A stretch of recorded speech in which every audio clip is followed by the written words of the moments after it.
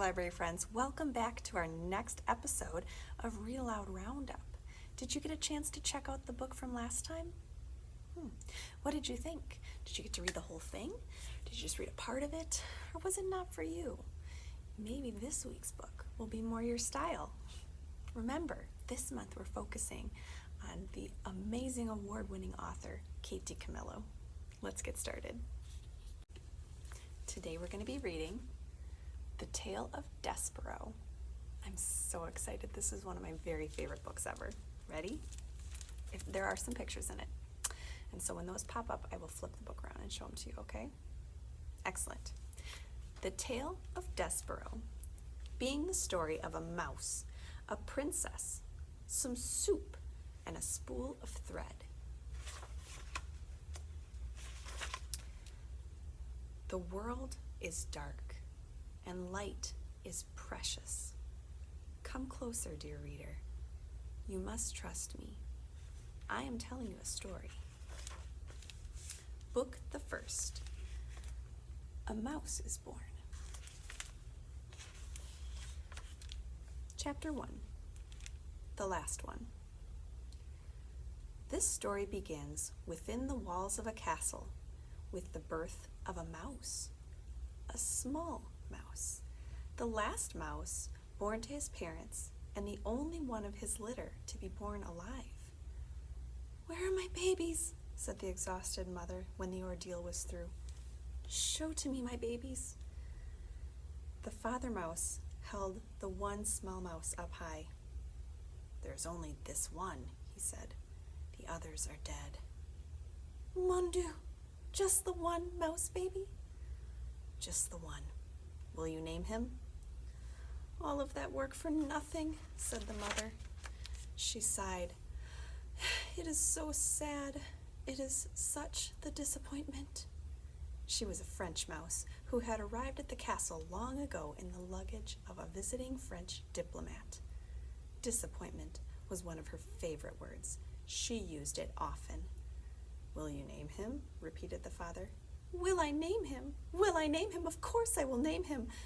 But he will only die like the others. Oh, so sad. Oh, such the tragedy." And the mouse mother held a handkerchief to her nose and then waved it in front of her face. She sniffed. "I will name him.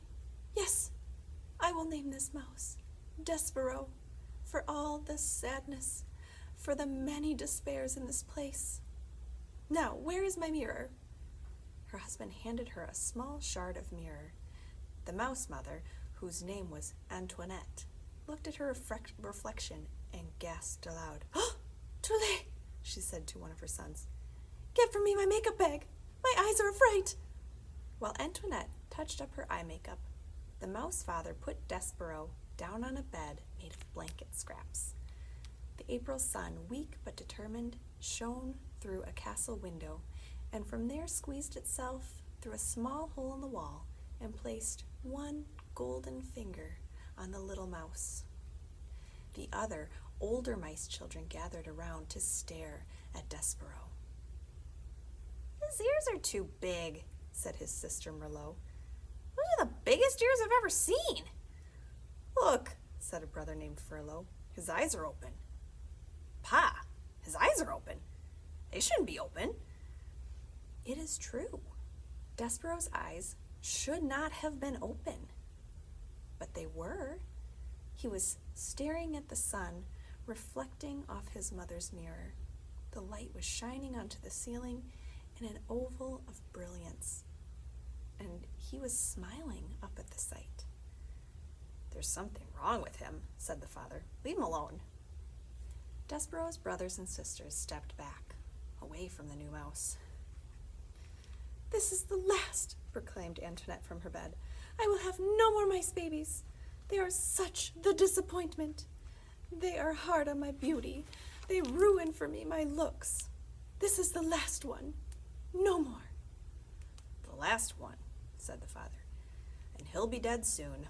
He can't live. Not with his eyes open like that." But reader, he did live. This is his story. Do you see Despereaux there? He's so tiny and he has ears that are so big. Chapter 2. Such a disappointment.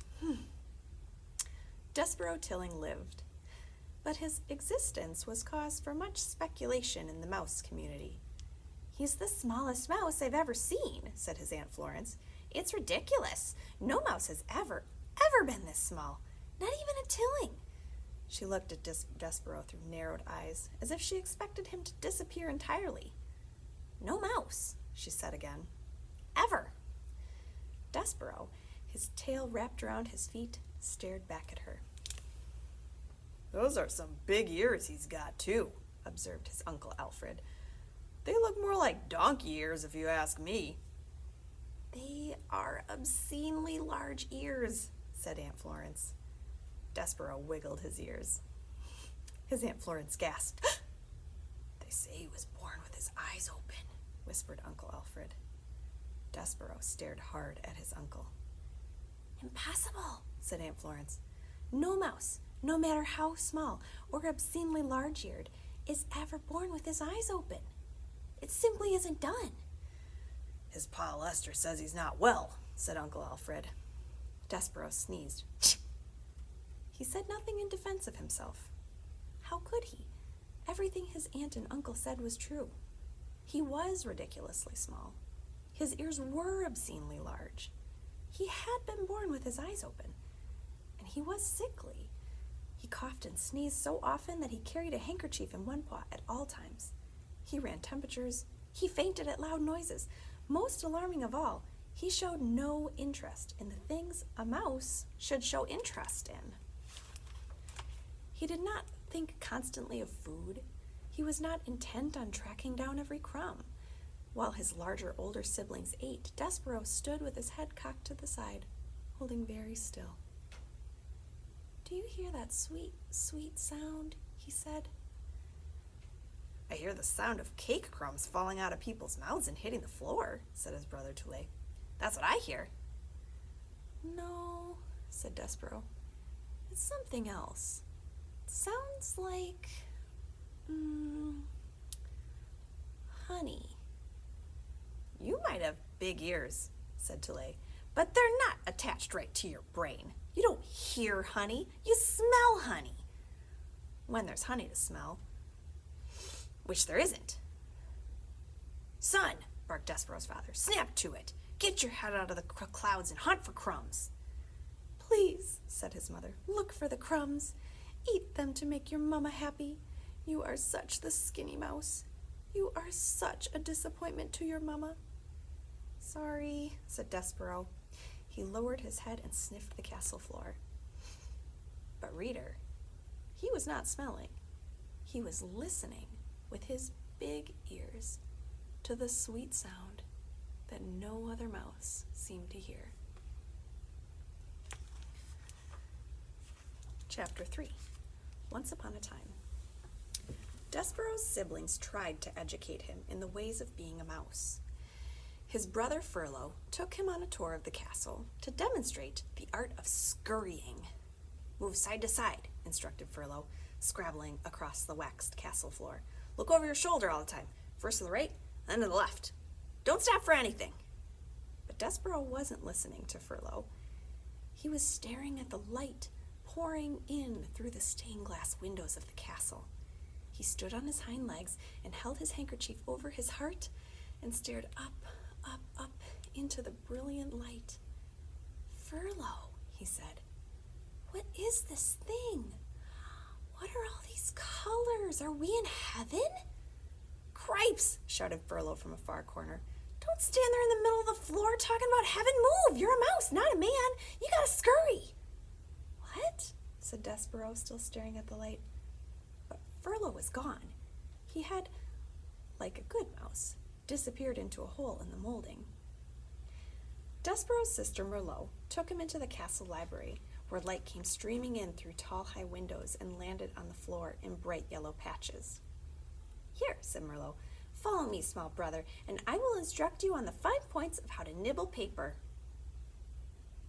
Merlot scurried up a chair, and from there hopped onto a table, on which there sat a huge open book. "Don't do it, Merlot." "This This way, small brother, she said as she crawled onto the pages of the book. And Despereaux followed her from the chair to the table to the page. Now then, said Merlot, this glue here is tasty, and the paper edges are crunchy and yummy, like so. She nibbled the edge of a page and then looked over at Despereaux.